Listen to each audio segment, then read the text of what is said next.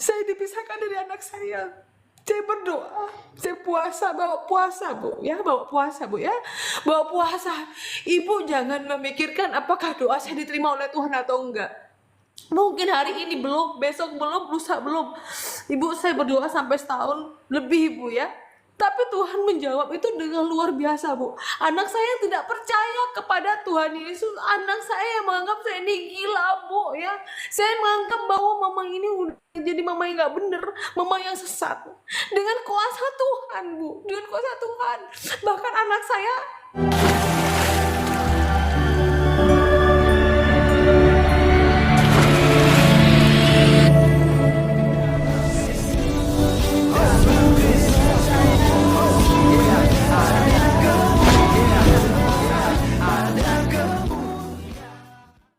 Bismil abi wal ibni wal rohil kudus ilahu wahid. Pada video kali ini teman-teman sekalian, kita akan mendengarkan satu kesaksian dari Diana Madurase teman-teman sekalian ya, asli Madura ya dan berdarah Madura ya. Kita berdiskusi ya di TikTok dan dia ya memberikan kesaksian bagaimana dia kemudian ditangkap oleh Tuhan menjadi pengikut Yesus Kristus dan sekarang telah menjadi pendeta. Dan kami sama-sama di Kalimantan Barat ya teman-teman sekalian ya. Kami beda kabupaten aja. Dan kesaksiannya sangat luar biasa di mana awalnya dia diusir, bahkan dia dipisahkan dari anaknya, bahkan anaknya sendiri tidak menerima dia teman-teman sekalian.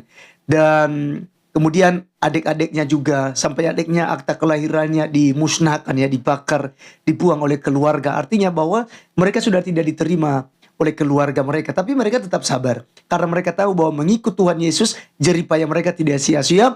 Dan juga pengharapan mereka tidak akan sia-sia. Nah teman-teman sekalian, sedikit firman Tuhan dalam Matius pasal 19 ayat 29 ya.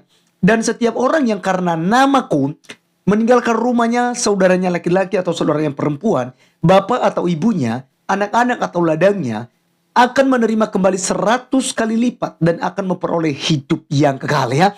Nah jadi teman-teman sekalian, ini hal yang luar biasa. Mengikut Tuhan memang penuh dengan penderitaan, penuh dengan tantangan. Tetapi ketika kita ya tetap punya hati untuk ikut Tuhan, maka Tuhan akan menolong, memberkati. Dan Diana Madurase teman-teman sekalian, akhirnya ya keluarganya ya, anak-anaknya, adik-adiknya menjadi Kristen, bahkan yang menjadi seorang pendeta dan seorang gembala.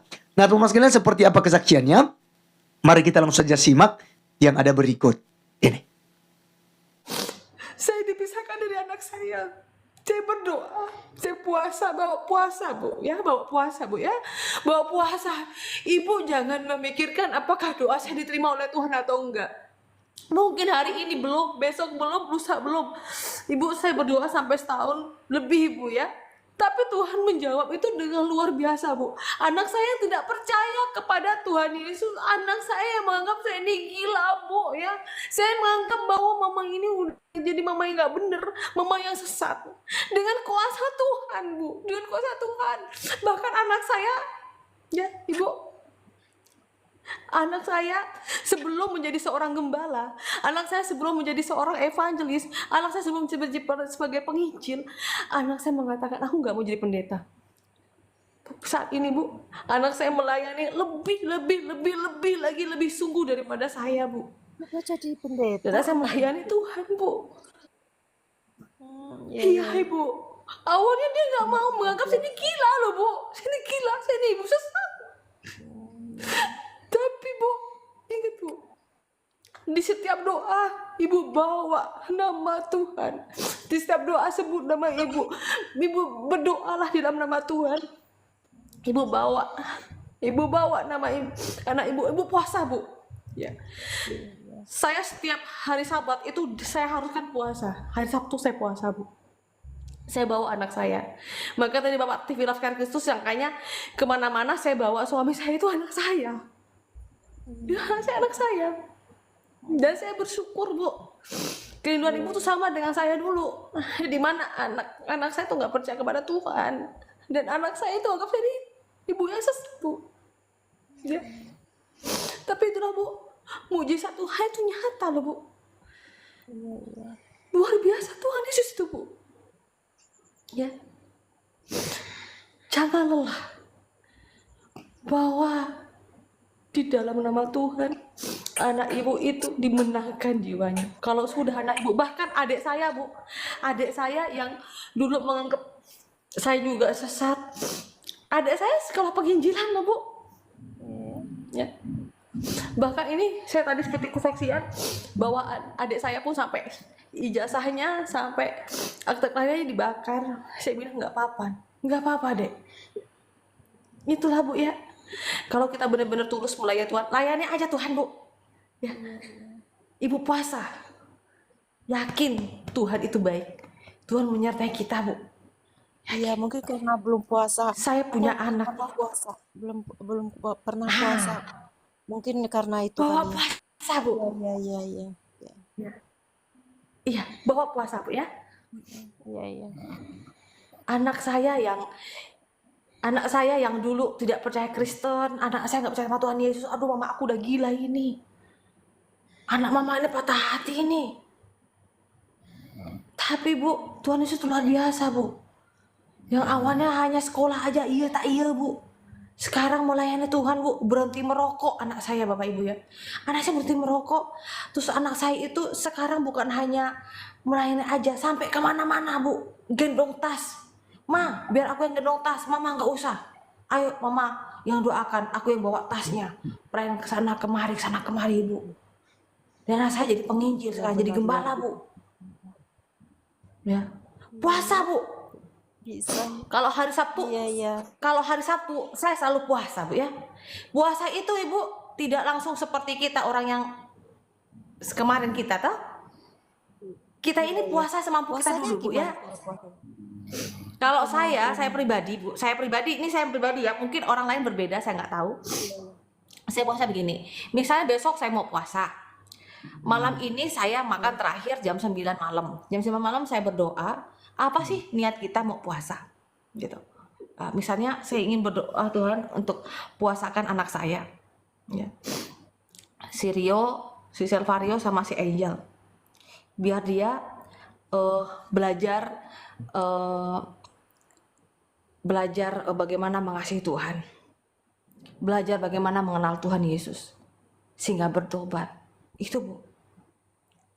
Dan puji Tuhan, setelah itu menerima Tuhan Yesus. Itu yang pertama. Yang kedua Bu, saya puasakan anak saya sembuh dari penyakit hepatitis B, Bapak Ibu. Enggak. Anak saya, anak kandung saya,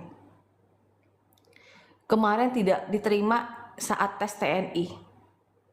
Ternyata apa? Saya bilang, anakku, kerinduan mama itu kamu ini buah sulung mama loh.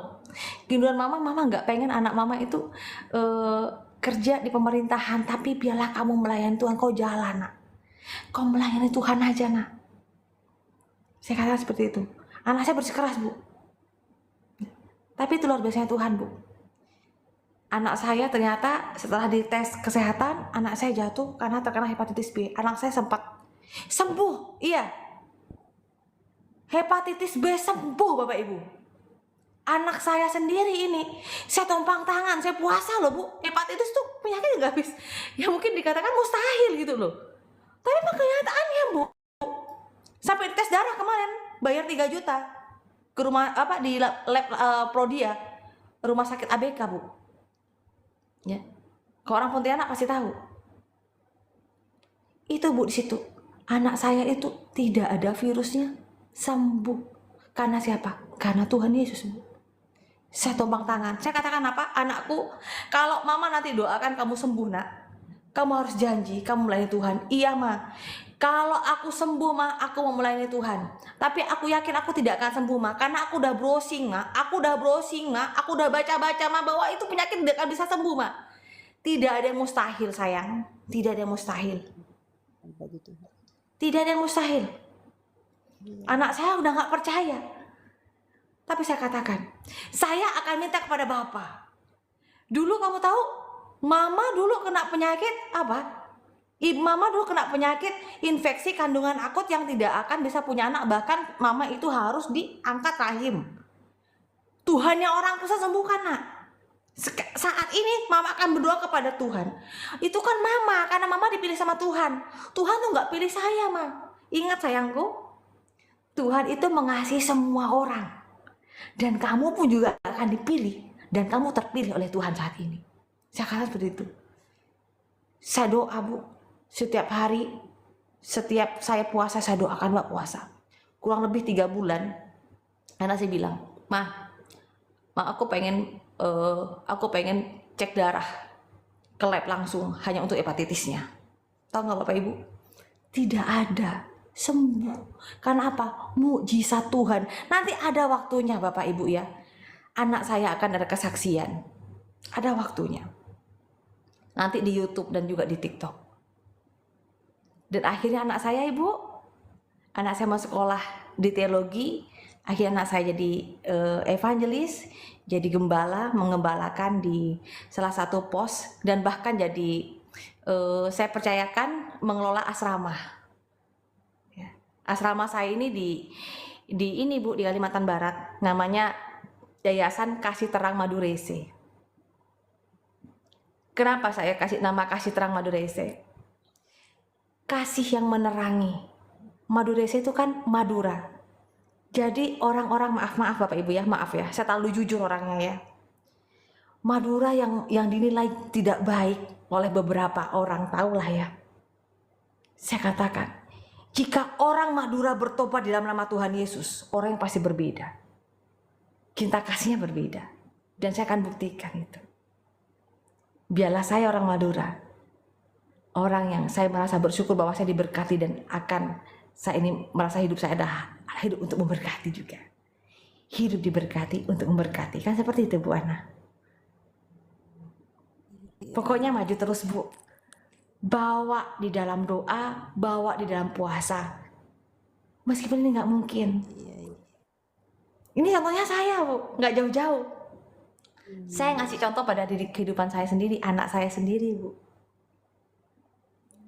Dan mantapnya lagi yaitu luar biasanya Tuhan, anak saya mengasihi.